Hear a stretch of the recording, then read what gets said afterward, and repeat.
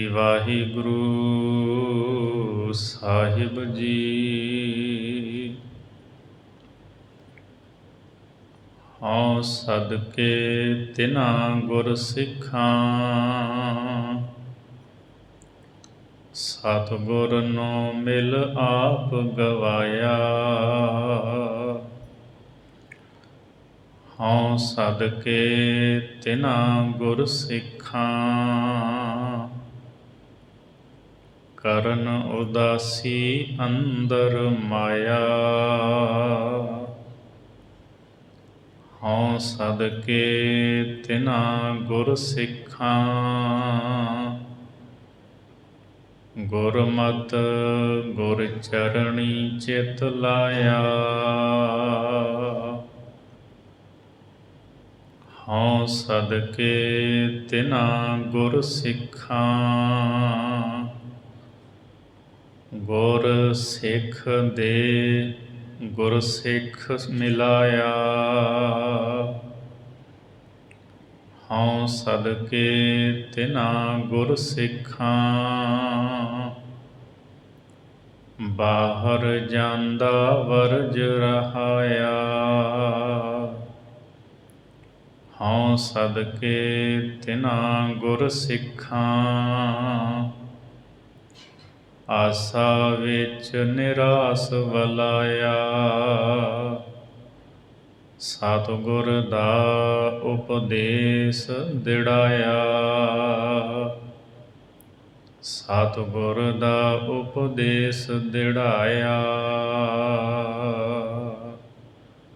ਵਾਹਿਗੁਰੂ ਜੀ ਕਾ ਖਾਲਸਾ, ਵਾਹਿਗੁਰੂ ਜੀ ਕੀ ਫਤਿਹ। ਜੁਗੋ ਜੁਗ ਅਟਲ ਛਬਰ ਛਤਰ ਤਖਤ ਦੇ ਮਾਲਕ ਸਾਹਿਬ ਸ੍ਰੀ ਗੁਰੂ ਗ੍ਰੰਥ ਸਾਹਿਬ ਮਹਾਰਾਜ ਜੀ ਦੀ ਪਵਿੱਤਰ ਹਜ਼ੂਰੀ ਦੇ ਅੰਦਰ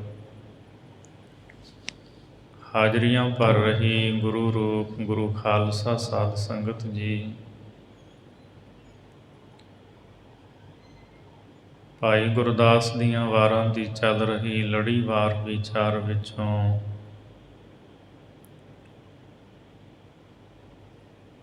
ਬਾਰ੍ਹਵੀਂ ਵਾਰ ਦੀ 6ਵੀਂ ਪੌੜੀ ਦਾ ਪਾਠ ਆਪ ਜੀ ਨੇ ਸਰਵਣ ਕੀਤਾ ਹੈ। ਇਸ ਪੌੜੀ ਦੇ ਅੰਦਰ ਭਾਈ ਗੁਰਦਾਸ ਸਾਹਿਬ ਜੀ ਗੁਰਸਿੱਖ ਕਿਵੇਂ ਪ੍ਰਭੂ ਚਰਨਾਂ ਦੇ ਨਾਲ ਜੁੜਿਆ ਹੋਇਆ ਸੰਸਾਰ ਦੇ ਪਦਾਰਥਾਂ ਤੋਂ ਨਿਰਲੇਪ ਰਹਿੰਦਾ ਹੈ, ਉਹਨਾਂ ਗੁਰਸਿੱਖਾਂ ਦਾ ਜ਼ਿਕਰ ਕਰਕੇ ਕਹਿੰਦੇ ਹੈ, ਮੈਂ ਉਹਨਾਂ ਗੁਰਸਿੱਖਾਂ ਤੋਂ ਸਦਕੇ ਜਾਂਦਾ ਹਾਂ, ਵਾਰਨੇ ਬਲਿਹਾਰਨੇ ਜਾਂਦਾ ਹਾਂ, ਜਿਨ੍ਹਾਂ ਨੇ ਗੁਰ ਸਿੱਖਿਆ ਅਨੁਸਾਰ ਆਪਣੇ ਜੀਵਨ ਨੂੰ ਜੀਵਿਆ ਹੈ। ਸੋ ਆਓ ਚਿੱਤ ਬਿਰਤੀਆਂ ਨੂੰ ਇਕਾਗਰ ਕਰਦਿਆਂ ਹੋਇਆਂ ਭਾਈ ਗੁਰਦਾਸ ਜੀ ਦੀਆਂ ਅੰਮ੍ਰਿਤਮਈ ਵਾਰਾਂ ਦੀ ਵਿਚਾਰ ਸਰਵਣ ਕਰੀਏ। ਵਾਹਿਗੁਰੂ ਜੀ।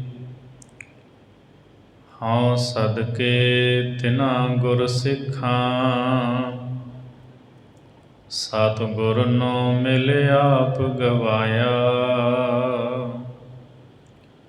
ਭਾਈ ਗੁਰਦਾਸ ਸਾਹਿਬ ਜੀ ਫਰਮਾਉਂਦੇ ਹਨ, ਮੈਂ ਉਹਨਾਂ ਗੁਰੂ ਕੇ ਸਿੱਖਾਂ ਤੋਂ ਸਦਕੇ ਜਾਂਦਾ ਹਾਂ, ਵਾਰਨੇ ਬਲਿਹਾਰਨੇ ਜਾਂਦਾ ਹਾਂ, ਜਿਨ੍ਹਾਂ ਗੁਰਸਿੱਖਾਂ ਨੇ ਸਤਿਗੁਰੂ ਨੂੰ ਮਿਲ ਕੇ ਆਪਾ ਭਾਵ ਗਵਾ ਦਿੱਤਾ ਹੈ। ਭਾਵ ਆਪਣੇ ਅੰਦਰ ਦੀ ਹਉਮੈ ਨੂੰ, ਹੰਕਾਰ ਨੂੰ ਦੂਰ ਕਰ ਲਿਆ ਹੈ। ਸਤਿਗੁਰੂ ਨੂੰ ਮਿਲ ਕੇ ਮੈਂ ਉਹਨਾਂ ਗੁਰਸਿੱਖਾਂ ਤੋਂ ਕੁਰਬਾਨ ਹਾਂ। ਪ੍ਰਭੂ ਨੂੰ ਮਿਲਣ ਵਾਸਤੇ ਜੇ ਕੋਈ ਸਭ ਤੋਂ ਵੱਡੀ ਰੁਕਾਵਟ ਹੈ, ਉਹ ਹੈ ਹਉਮੈ। ਔਰ ਇਹ ਵੀ ਦੋ ਤਰ੍ਹਾਂ ਦੀ ਹੈ, ਇੱਕ ਸੰਸਾਰੀ ਪਦਾਰਥਾਂ ਦੀ, ਦੂਜਾ ਜੇ ਧਰਮ ਦੇ ਮਾਰਗ 'ਤੇ ਚੱਲਿਆ ਤੇ ਉਹਨਾਂ ਦੈਵੀ ਗੁਣਾਂ ਦੀ ਸੂਖਸ਼ਮ ਹਉਮੈ। ਜਿੰਨਾ ਚਿਰ ਇਹ ਹਉਮੈ ਬੰਦੇ ਦੇ ਅੰਦਰ ਰਹੇਗੀ, ਪ੍ਰਭੂ ਦੇ ਨਾਲ ਮਿਲਾਪ ਨਹੀਂ ਹੋ ਸਕਦਾ। ਇਸ ਲਈ ਸਤਿਗੁਰੂ ਬਾਣੀ 'ਚ ਬਚਨ ਕਰਦੇ ਹੈ, ਹਉਮੈ ਦੀਰਘ ਰੋਗ ਹੈ। ਸਭ ਤੋਂ ਵੱਡਾ ਰੋਗ ਜੇ ਕੋਈ ਹੈ ਤੇ ਉਹ ਹੈ ਹਉਮੈ ਦਾ। ਸਤਿਗੁਰੂ ਦੀ ਚਰਨ ਸ਼ਰਨ ਵਿੱਚ ਆਇਆ ਹੀ ਇਸ ਰੋਗ ਦੀ ਨਿਵਰਤੀ ਹੁੰਦੀ ਹੈ। ਮਹਾਰਾਜ ਨਾਮ ਰੂਪ ਔਸ਼ਧੀ ਦਿੰਦੇ ਹੈ ਤੇ ਹਉਮੈ ਦਾ ਰੋਗ ਦੂਰ ਹੋ ਜਾਂਦਾ ਹੈ। ਜਦੋਂ ਹਿਰਦੇ ਦੇ ਵਿੱਚ ਨਾਮ ਦਾ ਵਸੇਬਾ ਹੋ ਜਾਂਦਾ ਹੈ ਤਾਂ ਫਿਰ ਹਉਮੈ ਚਲੀ ਜਾਂਦੀ ਹੈ। ਇਕੱਠੇ ਇੱਕ ਥਾਂ 'ਤੇ ਦੋਵੇਂ ਨਹੀਂ ਰਹਿ ਸਕਦੇ। ਹਉਮੈ ਨਾਵੈ ਨਾਲ ਵਿਰੋਧ ਹੈ, ਦੋਇ ਨਾ ਵਸੈ ਇਕ ਠਾਏ। ਸੋ ਭਾਈ ਗੁਰਦਾਸ ਜੀ ਕਹਿੰਦੇ, ਜਿਨ੍ਹਾਂ ਨੇ ਸਤਿਗੁਰੂ ਨੂੰ ਮਿਲ ਕੇ ਆਪਾ ਗਵਾ ਲਿਆ, ਹਉਮੈ ਨੂੰ ਦੂਰ ਕਰ ਲਿਆ, ਮੈਂ ਉਹਨਾਂ ਤੋਂ ਸਦਕੇ ਜਾਂਦਾ ਹਾਂ। ਹਉ ਸਦਕੇ ਤਿਨ੍ਹਾਂ ਗੁਰ ਸਿੱਖਾਂ, ਕਰਨ ਉਦਾਸੀ ਅੰਦਰ ਮਾਇਆ। ਮੈਂ ਉਹਨਾਂ ਗੁਰਸਿੱਖਾਂ ਤੋਂ ਸਦਕੜੇ ਜਾਂਦਾ ਹਾਂ ਜਿਹੜੇ ਮਾਇਆ ਵਿੱਚ ਰਹਿੰਦਿਆਂ ਹੋਇਆਂ ਵੀ ਉਪਰਾਮ ਹਨ, ਨਿਰਲੇਪ ਹਨ। ਮਾਇਆ 'ਚ ਰਹਿੰਦਿਆਂ ਵੀ ਉਹਨਾਂ ਦੀ ਚਿੱਤ ਦੀ ਬਿਰਤੀ ਮਾਇਆ ਦੇ ਵਿੱਚ ਨਹੀਂ ਹੈ। ਜਿਵੇਂ ਪਾਣੀ ਵਿੱਚ ਰਹਿੰਦਾ ਹੋਇਆ ਕੌਲ ਫੁੱਲ ਨਿਰਲੇਪ ਰਹਿੰਦਾ ਨਾ ਪਾਣੀ ਤੋਂ, ਇਸੇ ਤਰ੍ਹਾਂ ਗੁਰਸਿੱਖ ਜਿਹੜੇ ਹੈ ਉਹ ਮਾਇਆ ਵਿੱਚ ਵਰਤਦੇ ਹੈ, ਧਨ ਦੌਲਤ ਸਭ ਕੁਝ ਹੈ, ਪਰ ਚਿੱਤ ਦੀ ਬਿਰਤੀ ਪ੍ਰਭੂ ਦੇ ਚਰਨਾਂ ਨਾਲ ਜੁੜੀ ਹੈ। ਸੋ ਮਾਇਆ ਵਿੱਚ ਉਪਰਾਮ ਰਹਿੰਦੇ ਹੈ। ਐਸੇ ਗੁਰਸਿੱਖਾਂ ਤੋਂ ਸਦਕੇ ਹਾਂ। ਹਉ ਸਦਕੇ ਤਿਨ੍ਹਾਂ ਗੁਰਸਿੱਖਾਂ, ਗੁਰਮਤਿ ਗੁਰ ਚਰਣੀ ਚਿੱਤ ਲਾਇਆ। ਉਹਨਾਂ ਗੁਰੂ ਕੇ ਸਿੱਖਾਂ ਤੋਂ ਸਦਕੇ ਜਾਂਦਾ ਹਾਂ ਜਿਨ੍ਹਾਂ ਨੇ ਗੁਰੂ ਦੀ ਸਿੱਖਿਆ ਧਾਰਨ ਕਰਕੇ ਗੁਰ ਚਰਨਾਂ ਦੇ ਨਾਲ ਆਪਣੇ ਚਿੱਤ ਨੂੰ ਲਾਇਆ ਹੋਇਆ ਹੈ। ਜਿਹੜੇ ਗੁਰੂ ਦੀ ਸਿੱਖਿਆ ਲੈ ਕੇ ਗੁਰ ਚਰਨਾਂ ਨਾਲ ਜੁੜੇ ਹੈ, ਮੈਂ ਉਹਨਾਂ ਤੋਂ ਸਦਕੇ ਹਾਂ। ਸਤਿਗੁਰੂ ਦੇ ਚਰਨਾਂ ਨਾਲ ਜੁੜਨਾ ਜੀਵਨ ਸਫਲ ਕਰਨਾ ਹੈ। ਨਹੀਂ ਤਾਂ ਸੰਸਾਰੀ ਲੋਕ ਵੱਖ-ਵੱਖ ਰੱਬ ਬਣਾ ਕੇ ਉਹਨਾਂ ਨਾਲ ਜੁੜੇ ਹੋਏ ਹੈ।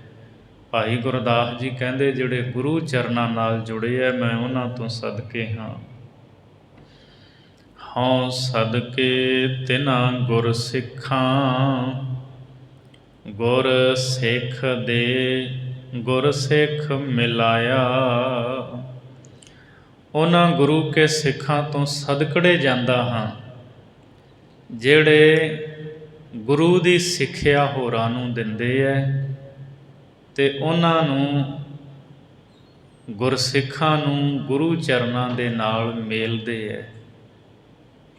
ਗੁਰੂ ਦੀ ਸਿੱਖਿਆ ਹੋਰਾਂ ਨੂੰ ਦੇਣੀ, ਗੁਰੂ ਦਾ ਬਚਨ ਸਮਝਾਉਣਾ, ਇਹ ਵੱਡਾ ਮਹਾਨ ਪਰਉਪਕਾਰ ਹੈ। ਗੁਰੂ ਦੇ ਬਚਨ ਨੂੰ ਸੁਣ ਕਰਕੇ ਗਲਤ ਰਾਹਾਂ ਨੂੰ ਛੱਡ ਕੇ ਕੋਈ ਪ੍ਰਾਣੀ ਪ੍ਰੇਮਾ ਭਗਤੀ ਦੇ ਚੰਗੇ ਮਾਰਗ 'ਤੇ ਤੁਰ ਪਵੇ, ਇਹ ਬਹੁਤ ਵੱਡਾ ਪਰਉਪਕਾਰ ਹੈ। ਭਾਈ ਗੁਰਦਾਸ ਜੀ ਕਹਿੰਦੇ, ਕੁਰਬਾਨ ਹਾਂ ਉਹਨਾਂ ਗੁਰਸਿੱਖਾਂ ਤੋਂ ਜਿਹੜੇ ਹੋਰਾਂ ਨੂੰ ਗੁਰੂ ਦੀ ਸਿੱਖਿਆ ਦੇ ਕੇ ਉਹਨਾਂ ਗੁਰਸਿੱਖਾਂ ਨੂੰ ਗੁਰੂ ਚਰਨਾਂ ਦੇ ਨਾਲ ਲਿਆ ਕੇ ਮੇਲਦੇ ਹੈ। ਹਉ ਸਦਕੇ ਤਿਨ੍ਹਾਂ ਗੁਰਸਿੱਖਾਂ, ਬਾਹਰ ਜਾਂਦਾ ਵਰਜ ਰਹਾਇਆ। ਮੈਂ ਉਹਨਾਂ ਗੁਰੂ ਕੇ ਸਿੱਖਾਂ ਤੋਂ ਸਦਕੇ ਹਾਂ, ਬਲਿਹਾਰ ਹਾਂ, ਜਿਨ੍ਹਾਂ ਨੇ ਬਾਹਰ ਜਾਂਦੇ ਹੋਏ ਇਸ ਮਨ ਨੂੰ ਰੋਕ ਕੇ ਰੱਖਿਆ ਹੈ। ਇਹ ਜਿਹੜਾ ਮਨ ਹੈ ਟਿਕਦਾ ਨਹੀਂ, ਕਦੇ ਕਿਸੇ ਪਾਸੇ ਕਦੇ ਕਿਸੇ ਪਾਸੇ ਦੌੜਦਾ ਭੱਜਦਾ ਹੈ। ਜਿਨ੍ਹਾਂ ਨੇ ਇਸ ਮਨ ਨੂੰ ਰੋਕ ਕੇ ਰੱਖਿਆ, ਮਨ ਪਰਦੇਸੀ ਵੇ ਪਿਆਰੇ ਆਓ ਘਰੇ, ਇਸ ਮਨ ਨੂੰ ਬਾਹਰ ਨਹੀਂ ਭਟਕਣ ਦਿੱਤਾ, ਐਸੇ ਗੁਰਸਿੱਖਾਂ ਤੋਂ ਮੈਂ ਕੁਰਬਾਨ ਹਾਂ ਜਿਹੜੇ ਮਨ ਨੂੰ ਕਾਬੂ ਵਿੱਚ ਰੱਖਦੇ ਹੈ, ਮਨ ਨੂੰ ਸਾਧ ਲੈਂਦੇ ਹੈ। ਹਉ ਸਦਕੇ ਤਿਨਾ ਗੁਰ ਸਿੱਖਾਂ, ਆਸਾ ਵਿੱਚ ਨਿਰਾਸ ਵਲਾਇਆ। ਮੈਂ ਉਹਨਾਂ ਗੁਰੂ ਕੇ ਸਿੱਖਾਂ ਤੋਂ ਸਦਕੇ ਜਾਂਦਾ ਹਾਂ ਜਿਹੜੇ ਆਸ਼ਾਵਾਦੀ ਹੁੰਦਿਆਂ ਵੀ ਨਿਰਾਸ਼ ਰਹਿੰਦੇ ਹੈ, ਭਾਵ ਆਸਾਵਾਦੀ ਸੰਸਾਰ ਵਿੱਚ ਰਹਿੰਦਿਆਂ ਹੋਇਆਂ ਸੰਸਾਰਕ ਆਸਾਵਾਂ ਤੋਂ ਮੁਕਤ ਰਹਿੰਦੇ ਹੈ। ਐਸੇ ਗੁਰਸਿੱਖਾਂ ਤੋਂ ਮੈਂ ਸਦਾ ਹੀ ਬਲਿਹਾਰ ਹਾਂ। ਸਤਿਗੁਰ ਦਾ ਉਪਦੇਸ਼ ਦ੍ਰਿੜਾਇਆ। ਸਤਿਗੁਰੂ ਦਾ ਉਪਦੇਸ਼ ਐਸੇ ਗੁਰਸਿੱਖਾਂ ਨੇ ਆਪ ਹਿਰਦੇ ਵਿੱਚ ਦ੍ਰਿੜ ਕੀਤਾ ਹੈ ਅਤੇ ਹੋਰਾਂ ਨੂੰ ਵੀ ਗੁਰੂ ਦਾ ਉਪਦੇਸ਼ ਦ੍ਰਿੜ ਕਰਵਾਇਆ ਹੈ, ਹਿਰਦੇ ਵਿੱਚ ਉਹਨਾਂ ਦੇ ਵਸਾਇਆ ਹੈ।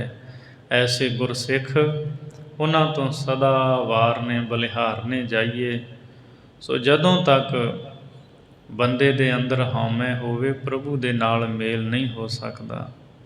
ਅਤੇ ਜਿਨ੍ਹਾਂ ਨੇ ਆਪਾ ਭਾਵ ਮੇਟ ਲਿਆ, ਉਹਨਾਂ ਨੇ ਪੁਕਾਰ ਕੇ ਕਿਹਾ, ਬਹੁਰ ਹਮ ਕਾਹੇ ਆਵਹਿੰਗੇ, ਆਵਨ ਜਾਣਾ ਹੁਕਮ ਤਿਸੈ ਕਾ ਹੁਕਮੈ ਬੁੱਝ ਸਮਾਵਹਿੰਗੇ। ਅਸੀਂ ਹੁਣ ਕਾਹਦੇ ਵਾਸਤੇ ਆਉਣਾ ਹੈ?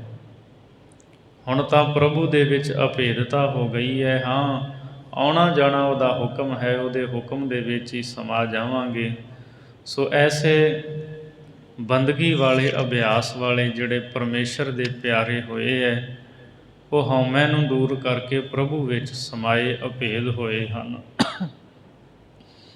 ਇਸ ਤੋਂ ਅਗਲੀ 7ਵੀਂ ਪੌੜੀ ਦੇ ਵਿੱਚ ਭਾਈ ਗੁਰਦਾਸ ਸਾਹਿਬ ਜੀ ਦੱਸਦੇ ਹੈ ਵੀ ਹਉਮੈ ਕਰਕੇ ਜਿਹੜੇ ਵੱਡੇ ਵੱਡੇ ਅਖਵਾਉਣ ਵਾਲੇ ਸੀ ਨਾ, ਉਹ ਵੀ ਵੱਡੀਆਂ ਭੁੱਲਾਂ ਕਰ ਬੈਠੇ।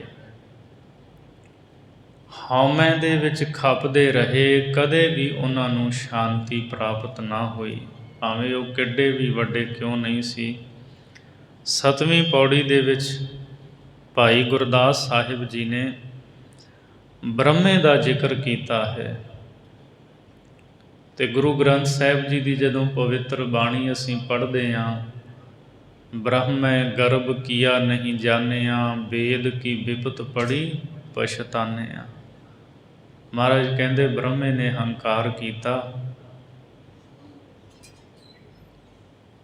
ਬ੍ਰਹਮੈ ਗਰਭ ਕੀਆ ਨਹੀਂ ਜਾਣਿਆ, ਅਤੇ ਇਹ ਗੱਲ ਉਹਨੇ ਜਾਣੀ ਨਹੀਂ, ਪਰਮੇਸ਼ਰ ਬੇਅੰਤ ਹੈ, ਉਹਦਾ ਅੰਤ ਲੱਭਣ ਤੁਰ ਪਿਆ। ਸੋ ਉਹਦਾ ਜ਼ਿਕਰ ਕਰ ਰਹੇ ਨੇ ਇਸ ਪੌੜੀ ਦੇ ਵਿੱਚ।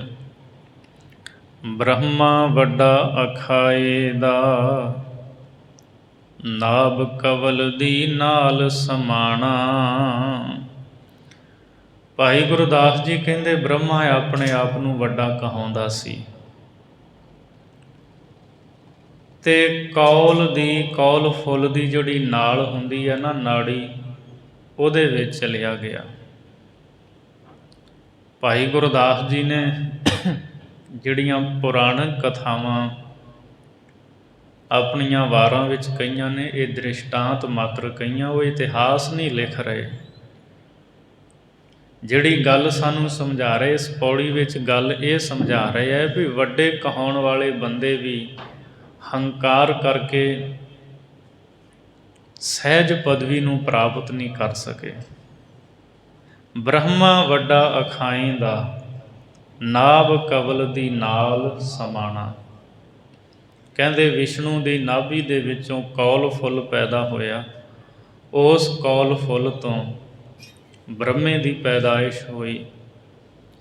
ਅਤੇ ਇਹਨੂੰ ਹੰਕਾਰ ਹੋਇਆ ਵੀ ਸ੍ਰਿਸ਼ਟੀ ਰਚਣ ਵਾਲਾ ਮੈਂ, ਅਤੇ ਮੈਂ ਇਸ ਕੌਲ ਫੁੱਲ ਤੋਂ ਪੈਦਾ ਹੋਇਆ।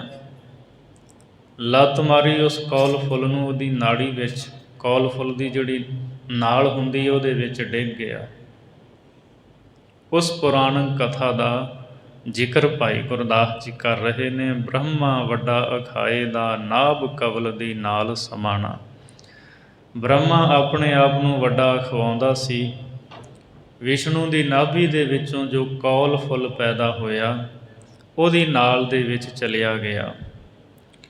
ਆਵਾ ਗਵਨ ਅਨੇਕ ਜੁਗ, ਓੜਕ ਵਿੱਚ ਹੋਆ ਹੈਰਾਣਾ। ਅਤੇ ਅਨੇਕ ਯੁੱਗ ਕਈ ਯੁੱਗ ਉਸ ਨਾਲ ਦੇ ਵਿੱਚ ਹੀ ਆਉਂਦਾ ਜਾਂਦਾ ਰਿਹਾ, ਕਦੇ ਹੇਠਾਂ ਨੂੰ ਕਦੇ ਉਤਾਂਹ ਨੂੰ। ਕਈ ਯੁੱਗ ਉਸ ਨਾਲ ਦੇ ਵਿੱਚ ਹੀ ਇਹਨੂੰ ਲੱਗ ਗਏ। ਰੱਬ ਦਾ ਅੰਤ ਨਾ ਪਾ ਸਕਿਆ, ਉਸ ਕੌਲ ਫੁੱਲ ਦੀ ਨਾਲੀ ਦਾ ਅੰਤ ਨਹੀਂ ਪਾ ਸਕਿਆ, ਤੇ ਪਰਮਾਤਮਾ ਦਾ ਅੰਤ ਕਿੱਥੋਂ ਪਾਉਣਾ ਸੀ ਬ੍ਰਹਮੇ ਨੇ। ਭਾਈ ਗੁਰਦਾਸ ਜੀ ਕਹਿੰਦੇ ਅਖੀਰ ਵਿੱਚ ਹੈਰਾਨ ਹੋ ਗਿਆ।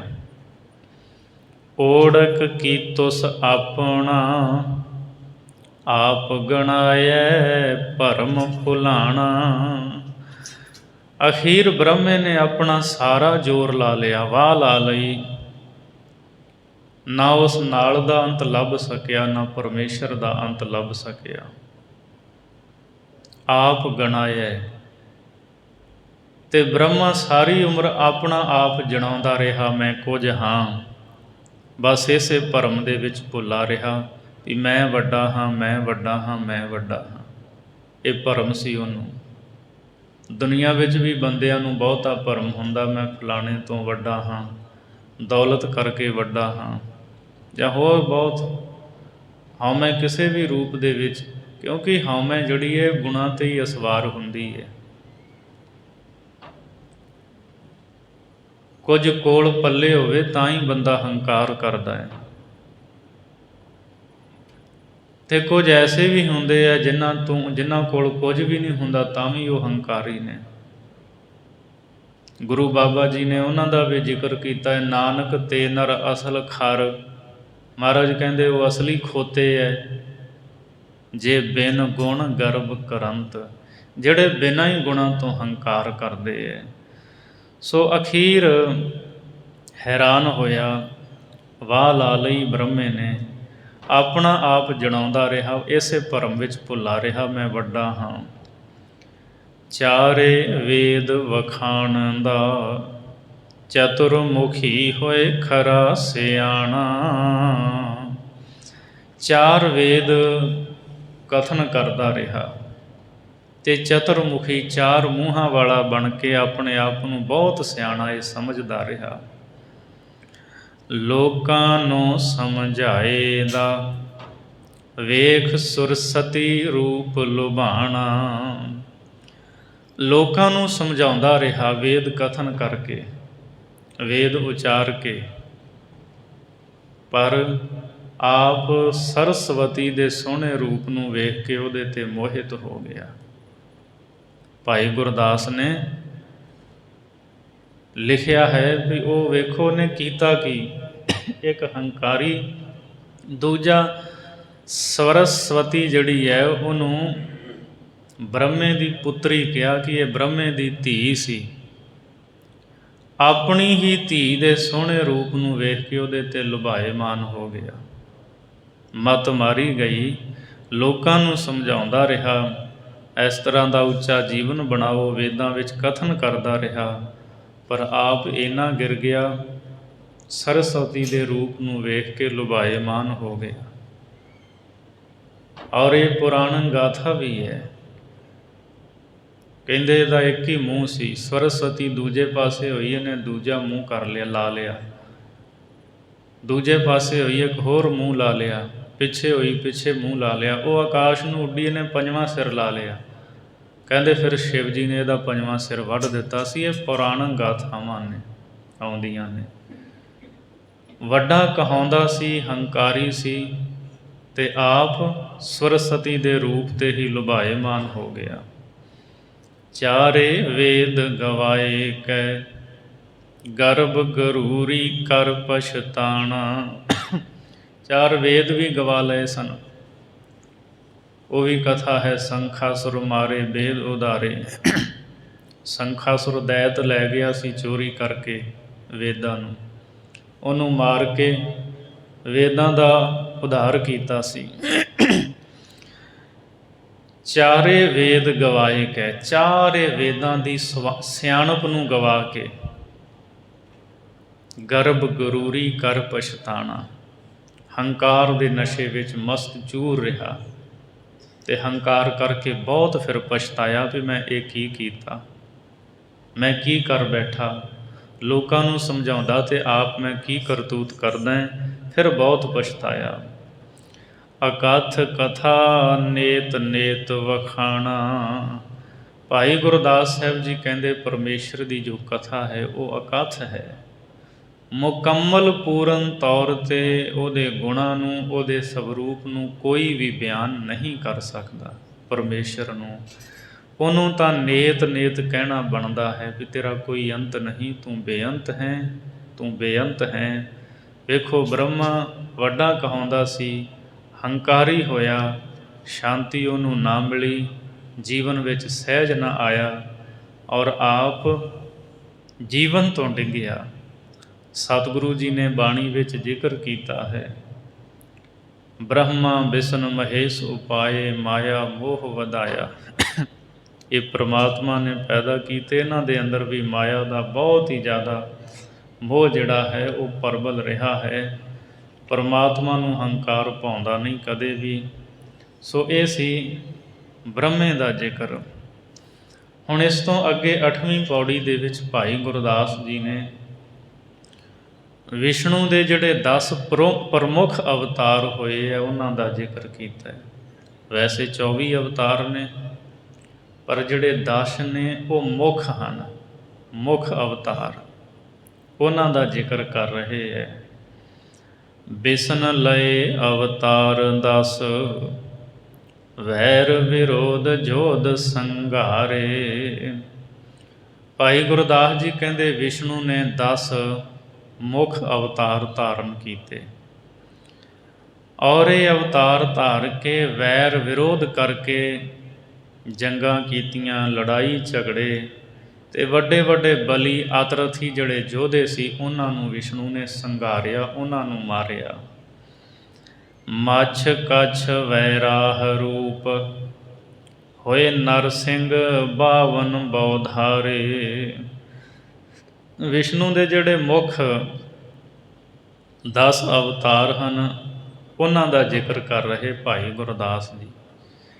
ਇਹ ਵੀ ਭਾਈ ਗੁਰਦਾਸ ਜੀ ਨੇ ਪੌਰਾਣਿਕ ਜੋ ਕਥਾ ਹੈ ਜਿਵੇਂ ਲਿਖੀ, ਦ੍ਰਿਸ਼ਟਾਂਤ ਮਾਤਰ ਲਈ ਹੈ, ਔਰ ਜਿਹੜੀ ਗੱਲ ਸਾਨੂੰ ਸਮਝਾਈ ਉਹ ਇਹ ਹੈ ਕਿ ਹਉਮੈ ਵਿੱਚ ਬੰਦਾ ਜਿਹੜੇ ਕੰਮ ਕਰਦਾ ਉਹ ਖੋਟੇ ਹੀ ਹੁੰਦੇ ਹੈ, ਸਮਝਾਉਂਦੇ ਹੈ, ਸਿਧਾਂਤ ਅਖੀਰ 'ਤੇ ਜਾ ਕੇ ਪ੍ਰਗਟ ਕਰਦੇ ਹੈ।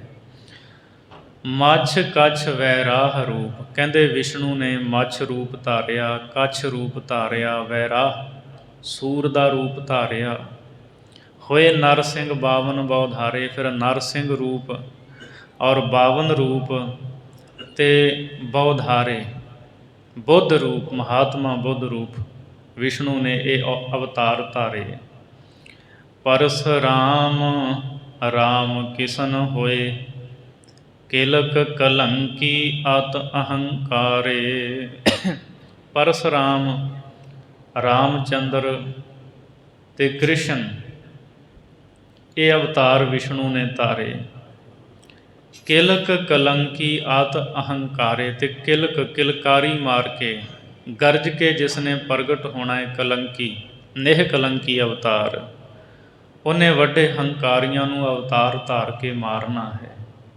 ਇਹ 10 ਅਵਤਾਰ ਮੁੱਖ ਨੇ ਵਿਸ਼ਨੂੰ ਦੇ, ਮੱਛ ਕੱਛ ਵੈਰਾਹ, ਨਰ ਸਿੰਘ 52 ਅਤੇ ਬੌਧ ਅਵਤਾਰ, ਪਰਸਰਾਮ, ਰਾਮਚੰਦਰ, ਕ੍ਰਿਸ਼ਨ ਜੀ ਅਤੇ ਨਿਹ ਕਲੰਕੀ। ਇਹ ਅਵਤਾਰ ਜਿਹੜੇ ਆ 10 ਵਿਸ਼ਨੂੰ ਨੇ ਧਾਰਨ ਕੀਤੇ ਹੈ। ਖੱਤਰੀ ਮਾਰ 21 ਵਾਰ, ਰਾਮਾਇਣ ਕਰ ਭਾਰਤ ਭਾਰੇ। ਪਰਸਰਾਮ ਨੇ ਆਪਣੇ ਕੁਹਾੜੇ ਦੇ ਨਾਲ 21 ਵਾਰ ਖੱਤਰੀਆਂ ਨੂੰ ਮਾਰ ਮੁਕਾਇਆ, ਇਹ ਧਰਤੀ ਨੂੰ ਖੱਤਰੀਆਂ ਤੋਂ ਮੁਕਤ ਕੀਤਾ।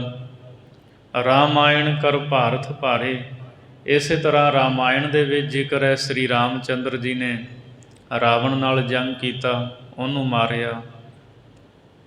ਭਾਰਤ ਭਾਰੇ, ਮਹਾਭਾਰਤ ਦਾ ਜ਼ਿਕਰ ਆਉਂਦਾ ਹੈ, ਕ੍ਰਿਸ਼ਨ ਜੀ ਨੇ ਜੰਗ ਕੀਤਾ।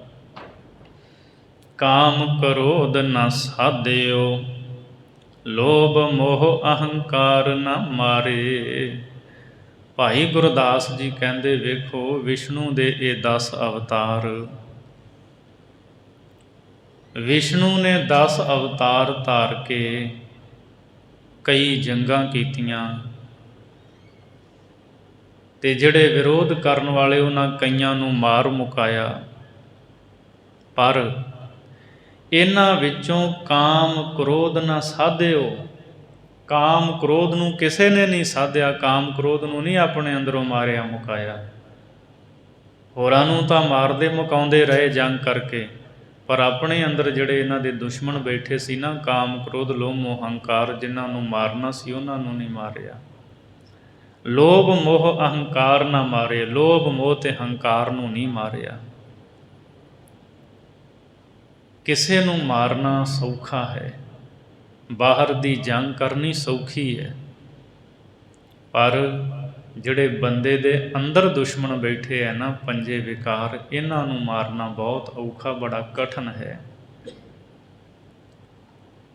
ਤੇ ਗੁਰਬਾਣੀ ਵਿੱਚ ਸਾਹਿਬ ਕਹਿੰਦੇ ਹੈ, ਜਿਨ ਮਿਲ ਮਾਰੇ ਪੰਚ ਸੂਰਬੀਰ ਐਸੋ ਕੌਣ ਬਲੀ ਰੇ, ਜਿਨ ਪੰਚ ਮਾਰ ਬਿਦਾਰ ਗੁਦਾਰੇ ਸੋ ਪੂਰਾ ਇਹ ਕਲੀ ਰੇ।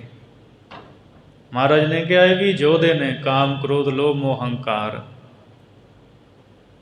ਜਿਨ੍ਹਾਂ ਨੇ ਇਹਨਾਂ ਪੰਜ ਸੂਰਬੀਰਾਂ ਨੂੰ ਮਾਰ ਦਿੱਤਾ। ਇਹੋ ਜਿਹਾ ਕੌਣ ਹੈ ਬਲੀ ਕਲਯੁਗ ਦੇ ਸਮੇਂ ਵਿੱਚ? ਜਿਨ ਪੰਚ ਮਾਰ ਬਿਦਾਰ ਗੁਦਾਰੇ, ਜਿਹਨੇ ਇਹਨਾਂ ਪੰਜਾਂ ਨੂੰ ਮਾਰ ਕੇ ਪਰੇ ਸੁੱਟ ਦਿੱਤਾ, ਸੋ ਪੂਰਾ ਇਹ ਕਲੀ ਰੇ। ਉਹ ਕਲਯੁਗ ਦੇ ਵਿੱਚ ਪੂਰਾ ਮਹਾਂਪੁਰਖ ਹੈ, ਉਹ ਪੂਰਨ ਪੁਰਖ ਹੈ, ਜਿਹਨੇ ਪੰਜਾਂ ਨੂੰ ਕਾਬੂ ਕਰ ਲਿਆ, ਮਾਰ ਲਿਆ।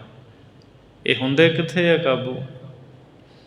ਸੋ ਭਾਈ ਗੁਰਦਾਸ ਜੀ ਕਹਿੰਦੇ ਕਾਮ ਕ੍ਰੋਧ ਨੂੰ ਕਿਸੇ ਨੇ ਨਹੀਂ ਸਾਧਿਆ, ਲੋਭ ਮੋਹ ਹੰਕਾਰ ਨੂੰ ਨਹੀਂ ਮਾਰਿਆ, ਹੋਰ ਜੰਗਾਂ ਕਰਕੇ ਲੋਕਾਂ ਨੂੰ ਹੀ ਮਾਰਦੇ ਰਹੇ।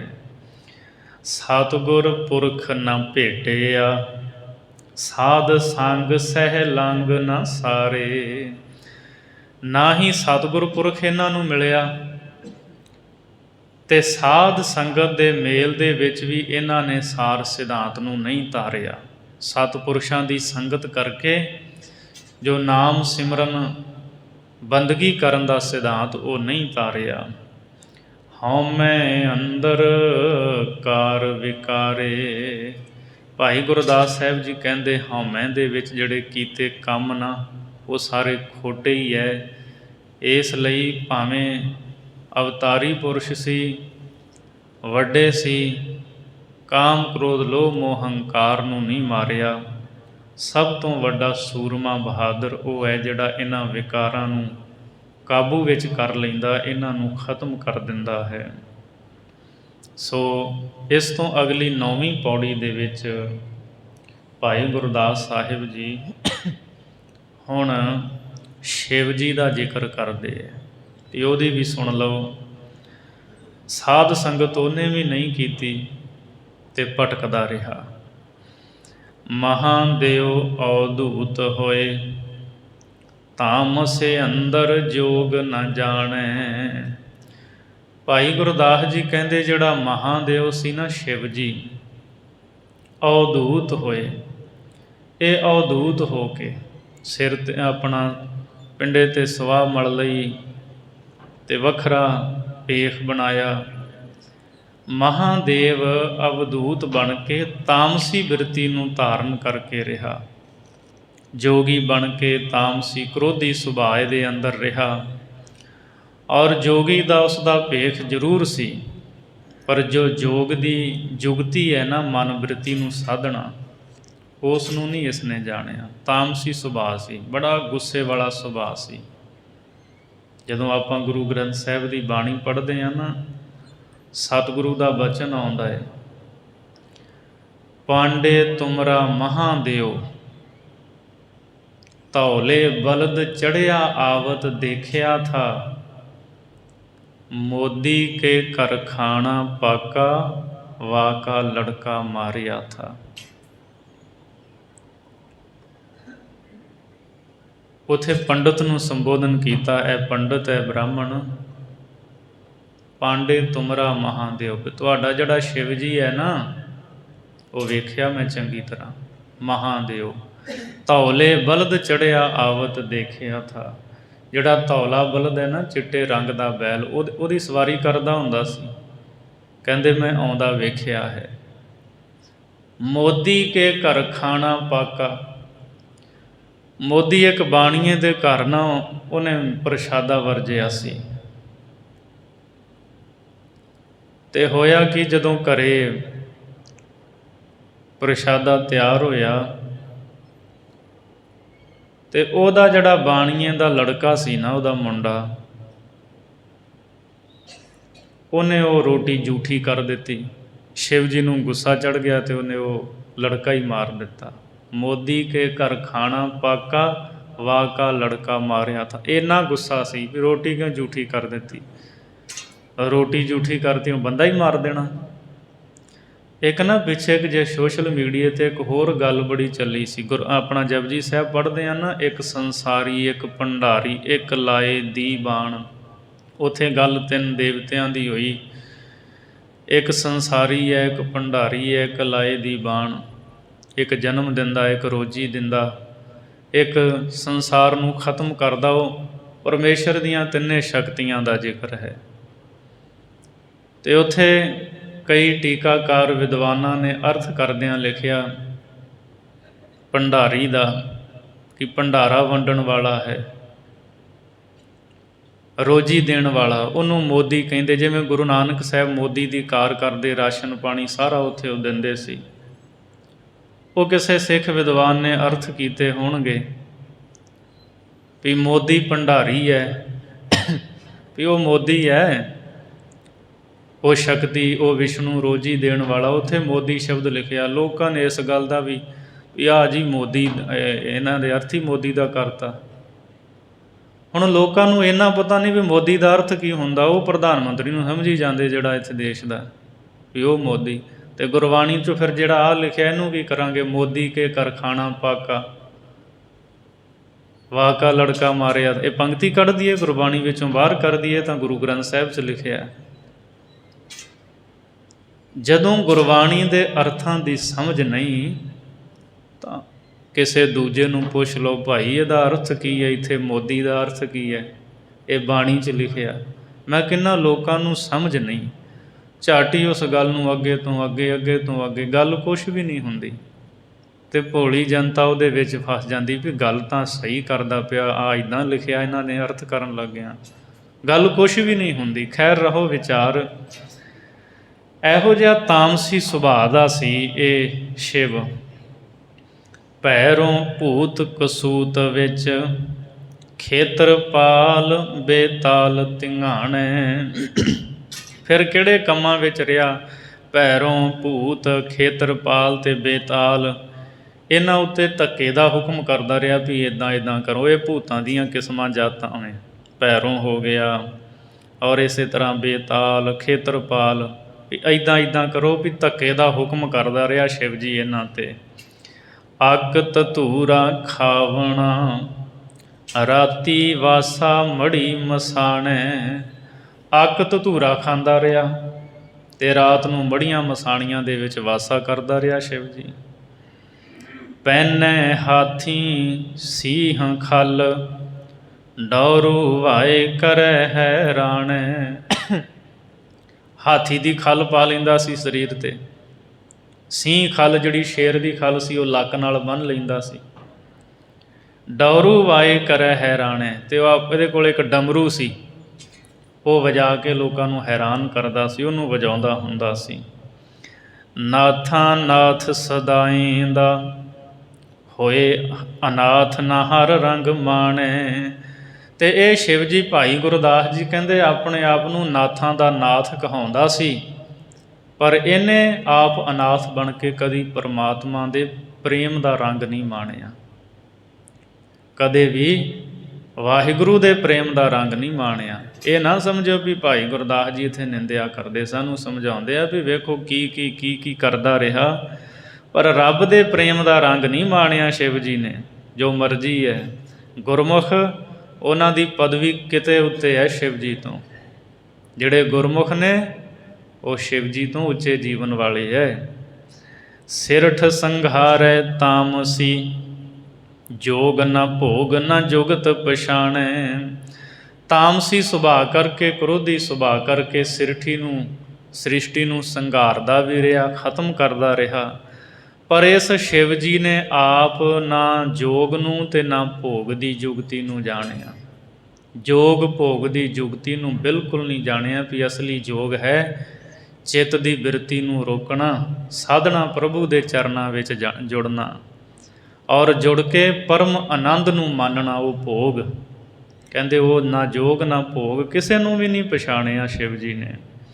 ਗੁਰਮੁਖ ਸੁਖ ਫਲ ਸਾਧ ਸੰਗਾਣੈ। ਹਾਂ, ਜਿਹੜੇ ਗੁਰਮੁਖ ਹਨ ਉਹ ਸਾਧ ਸੰਗਤ ਕਰਦਿਆਂ ਹੋਇਆਂ ਸੁਖ ਫਲ ਦੀ ਪ੍ਰਾਪਤੀ ਕਰਦੇ ਹੈ, ਸਦੀਵੀ ਸੁਖ ਫਲ ਨੂੰ ਉਹ ਪਾ ਲੈਂਦੇ ਹੈ। ਸੋ ਭਾਈ ਗੁਰਦਾਸ ਜੀ ਕਹਿੰਦੇ ਗੁਰਮੁਖ ਜਿਹੜੇ ਹੈ ਉਹ ਮਹਾਨ ਹਨ, ਵੱਡੇ ਹਨ। ਅੱਗੇ 10ਵੀਂ ਪੌੜੀ ਵਿੱਚ ਹੁਣ ਭਾਈ ਗੁਰਦਾਸ ਜੀ ਸਾਨੂੰ ਇਹ ਸਮਝਾਉਂਦੇ ਹੈ ਕਿ ਬੰਦੇ ਦੀ ਉਮਰ ਭਾਵੇਂ ਜਿੰਨੀ ਮਰਜ਼ੀ ਵੱਡੀ ਹੋ ਜਾਵੇ,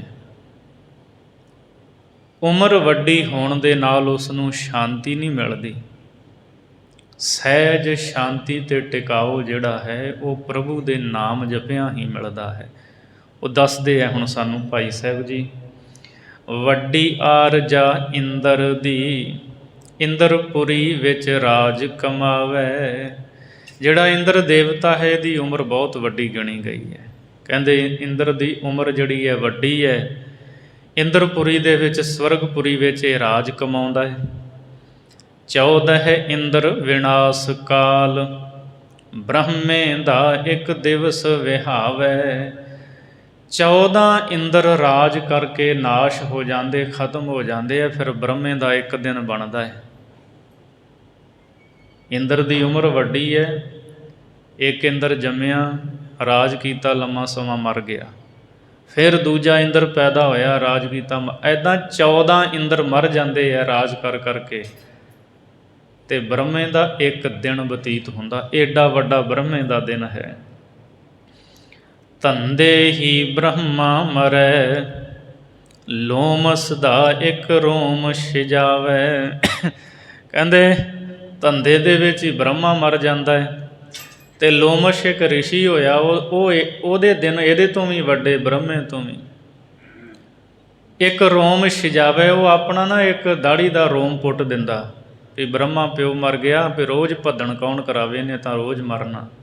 ਗੱਲ ਕਹਿੰਦੇ ਇਹ ਦ੍ਰਿਸ਼ਟਾਂਤ ਮਾਤਰ ਭਾਈ ਗੁਰਦਾਸ ਜੀ ਨੇ ਪੌਰਾਣਿਕ ਕਥਾਵਾਂ ਨੂੰ ਲਿਖਿਆ, ਇਤਿਹਾਸ ਨਹੀਂ ਲਿਖ ਰਹੇ। ਵਾਰ-ਵਾਰ ਬੇਨਤੀ ਹੈ। ਕਹਿੰਦੇ ਵੇਖੋ, ਮਨੁੱਖ ਦੀ ਉਮਰ ਦੇ ਨਾਲੋਂ ਕਹਿੰਦੇ ਪਿਤਰਾਂ ਦੀ ਉਮਰ ਵੱਡੀ ਹੈ। ਪਿਤਰਾਂ ਦੇ ਨਾਲੋਂ ਦੇਵਤਿਆਂ ਦੀ, ਇੰਦਰ ਦੀ 14 ਇੰਦਰ ਰਾਜ ਕਰਕੇ ਮਰ ਜਾਂਦੇ, ਬ੍ਰਹਮੇ ਦਾ ਇੱਕ ਦਿਨ ਲੰਘਦਾ ਹੈ। ਅਤੇ ਬ੍ਰਹਮੇ ਦਾ ਜਦ 100 ਸਾਲ ਹੁੰਦਾ ਹੈ, ਲੋਮਸ਼ ਰਿਸ਼ੀ ਦਾ ਇੱਕ ਦਿਨ ਹੁੰਦਾ ਹੈ। ਅਤੇ ਉਹਨਾਂ ਦੇ ਵਿੱਚ ਕੀ ਹੁੰਦਾ, ਜਦੋਂ ਮਰਦਾ ਉਹ ਸਿਰ ਦੇ ਸਾਰੇ ਵਾਲ ਰਗੜਾ ਦਿੰਦੇ ਹੈ,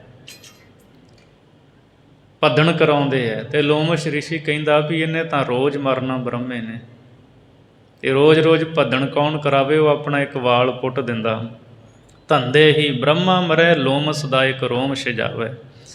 ਸੇਸ ਮਹੇਸ਼ ਵਖਾਣੀਅਨ, ਚਿਰੰਜੀਵ ਹੋਏ ਸ਼ਾਂਤ ਨ ਆਵੇ। ਸ਼ੇਸ਼ ਨਾਗ ਅਤੇ ਮਹੇਸ਼ ਸ਼ਿਵ ਜੀ ਜਿਹੜੇ ਕਹੇ ਜਾਂਦੇ ਹੈ, ਇਹ ਚਿਰਜੀਵੀ ਕਹੇ ਜਾਂਦੇ ਆ, ਵੀ ਬੜੀਆਂ ਲੰਮੀਆਂ ਉਮਰਾਂ ਨੇ ਇਹਨਾਂ ਦੀਆਂ। ਭਾਈ ਗੁਰਦਾਸ ਜੀ ਕਹਿੰਦੇ ਚਿਰੰਜੀਵ ਹੋਏ ਸ਼ਾਂਤ ਨਾ ਆਵੇ। ਭਾਵੇਂ ਇਹ ਲੰਮੀਆਂ ਉਮਰਾਂ ਵਾਲੇ ਹੈ, ਵੱਡੀਆਂ ਉਮਰਾਂ ਵਾਲੇ, ਪਰ ਸ਼ਾਂਤੀ ਇਹਨਾਂ ਨੂੰ ਨਹੀਂ ਆਉਂਦੀ। ਇਹਨਾਂ ਦੇ ਜੀਵਨ ਵਿੱਚ ਟਿਕਾਊ ਨਹੀਂ, ਮਨ ਵਿੱਚ ਟਿਕਾਊ ਨਹੀਂ, ਮਨ ਸ਼ਾਂਤ ਨਹੀਂ ਇਹਨਾਂ ਦਾ। ਗੱਲ ਇਹ ਸਮਝਾਉਂਦੇ ਆ ਵੀ ਵੱਡੀ ਉਮਰ ਹੋਣ ਦੇ ਨਾਲ ਕੋਈ ਮਨ ਥੋੜ੍ਹੀ ਟਿਕ ਜਾਂਦਾ ਹੈ। ਜੋਗ ਭੋਗ ਜਪ ਤਪ ਘਣੇ, ਲੋਕ ਵੇਦ ਸਿਮਰਨ ਨਾ ਸੁਹਾਵੇ। ਦਿਖਾਵੇ ਮਾਤਰ ਭਾਵੇਂ ਕੋਈ ਜੋਗ ਭੋਗ ਜਪ ਤਪ ਜਿੰਨੇ ਮਰਜ਼ੀ ਕਰੀ ਜਾਵੇ, ਵੇਦਾਂ ਦਾ ਪਾਠ ਕਰੀ ਜਾਵੇ, ਨਾ ਸੁਹਾਵੇ। ਪਰਮਾਤਮਾ ਨੂੰ ਇਹ ਦਿਖਾਵੇ ਦੇ, ਜਿਹੜੀਆਂ ਦਿਖਾਵੇ ਦੀਆਂ ਗੱਲਾਂ ਇਹ ਚੰਗੀਆਂ ਨਹੀਂ ਲੱਗਦੀਆਂ। ਭਾਵੇਂ ਕੋਈ ਯੋਗ ਸਾਧਨਾ ਕਰਦਾ ਰਹੇ, ਭੋਗ ਪਦਾਰਥਾਂ ਨੂੰ ਭੋਗਣਾ, ਜਪ ਤਪ ਘਣੇ, ਬਹੁਤੇ ਜਪ ਤਪ ਕਰਨੇ, ਲੋਕ ਵੇਦ, ਅਤੇ ਜਿਹੜੇ ਲੋਕ ਉਹ ਵੇਦਾਂ ਦਾ ਪਾਠ ਕਰਦੇ ਰਹਿਣ ਜਾਂ ਵਿਖਾਵੇ ਮਾਤਰ ਸਿਮਰਨ ਕਰਦੇ ਰਹਿਣ, ਨਾ ਸੁਹਾਵੈ। ਇਹ ਸਾਰਾ ਕੁਝ ਪਰਮਾਤਮਾ ਨੂੰ ਪਸੰਦ ਨਹੀਂ ਆਉਂਦਾ। ਆਪ ਗਣਾਏ ਨਾ ਸਹਿਜ ਸਮਾਵੈ। ਸੋ ਇਹ ਸਾਰੇ ਆਪਾ ਆਪ ਹੀ ਗਣਾਉਂਦੇ ਰਹੇ, ਆਪਾ ਆਪ ਜਣਾਉਂਦੇ ਰਹੇ ਵੀ ਅਸੀਂ ਵੱਡੇ ਹਾਂ, ਸਾਡੀਆਂ ਉਮਰਾਂ ਵੱਡੀਆਂ, ਅਸੀਂ ਵੱਡੇ ਹਾਂ, ਦੇਵਤੇ ਹਾਂ। ਸੋ ਇਸ ਤਰ੍ਹਾਂ ਆਪਣੀ ਹਉਮੈ ਨੂੰ ਪ੍ਰਗਟ ਕਰਦੇ ਰਹੇ। ਨਾ ਸਹਿਜ ਸਮਾਵੈ, ਜਿਸ ਕਰਕੇ ਇਹ ਸਹਿਜ ਅਵਸਥਾ ਦੇ ਵਿੱਚ ਨਹੀਂ ਸਮਾਏ, ਕਿਸੇ ਨੂੰ ਸ਼ਾਂਤੀ ਪ੍ਰਾਪਤ ਨਹੀਂ ਹੋਈ, ਭਟਕਦੇ ਰਹੇ। ਸੋ ਵੱਡੀਆਂ ਉਮਰਾਂ ਹੋਣ ਦੇ ਨਾਲ ਕੋਈ ਸ਼ਾਂਤ ਨਹੀਂ ਹੋ ਜਾਂਦਾ। ਅਸੀਂ ਰੋਜ਼ ਸਤਿਗੁਰੂ ਦਾ ਬਚਨ ਜਪਜੀ ਸਾਹਿਬ ਵਿੱਚ ਪੜ੍ਹਦੇ ਹਾਂ, ਜੇ ਜੁਗ ਚਾਰੇ ਆਰਜਾ ਹੋਰ ਦਸੂਣੀ ਹੋਏ, ਨਵਾ ਖੰਡਾ ਵਿੱਚ ਜਾਣੀਐ ਨਾਲ ਚੱਲੇ ਸਭ ਕੋਏ, ਚੰਗਾ ਨਾਉ ਰਖਾਏ ਕੈ ਜਸ ਕੀਰਤ ਜਗ ਲੇ, ਜੇ ਤਿਸ ਨਦਰ ਨ ਆਵਈ ਤਾਂ ਬਾਤ ਨ ਪੁੱਛੈ ਕੇ। ਇੱਕ ਕੀ 4 ਜੋਗ 4 ਕੀ 10 ਜੋਗ ਉਮਰ ਹੋ ਜਾਏ, ਪਰ ਜੇ ਰੱਬ ਦੀ ਮਿਹਰ ਦੀ ਨਜ਼ਰ ਨਹੀਂ, ਕੋਈ ਬਾਤ ਨਹੀਂ ਪੁੱਛਦਾ। ਇਸ ਲਈ ਭਾਈ ਗੁਰਦਾਸ ਜੀ ਕਹਿੰਦੇ ਪ੍ਰਭੂ ਦਾ ਸਿਮਰਨ ਕਰੋ। ਵੱਡੇ ਵੱਡੇ ਦੇਵਤੇ, ਉਹਨਾਂ ਨੂੰ ਵੀ ਸ਼ਾਂਤੀ ਨਾ ਮਿਲੀ। ਵਾਹਿਗੁਰੂ ਦੀ ਬੰਦਗੀ ਸਿਮਰਨ ਦੇ ਵਿੱਚ ਹੀ ਸਾਰੇ ਸੁੱਖ ਹਨ। ਸਤਿਗੁਰੂ ਮਿਹਰ ਕਰਨ। ਵਿਚਾਰਾਂ ਕਰਦੇ ਹਾਂ, ਭੁੱਲਾਂ ਦੀ ਖਿਮਾ ਬਖਸ਼ਣੀ, ਅਗਾਂ ਵਾਸਤੇ ਸਮੱਤ ਬਖਸ਼ਣੀ ਜੀ। ਜੋਗ ਭੋਗ ਜਪ ਤਪ ਘਣੇ, ਲੋਕ ਵੇਦ ਸਿਮਰਨ ਨਾ ਸੁਹਾਵੈ। ਆਪ ਗਣਾਏ ਨਾ ਸਹਿਜ ਸਮਾਵੈ। ਵਾਹਿਗੁਰੂ ਜੀ ਕਾ ਖਾਲਸਾ, ਵਾਹਿਗੁਰੂ ਜੀ ਕੀ ਫਤਿਹ।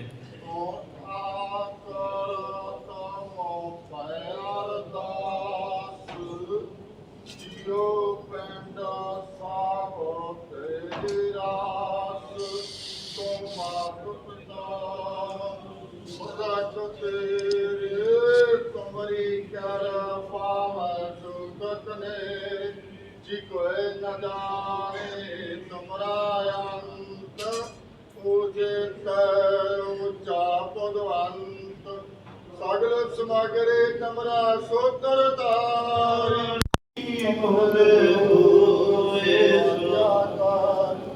तुमरे कात तुम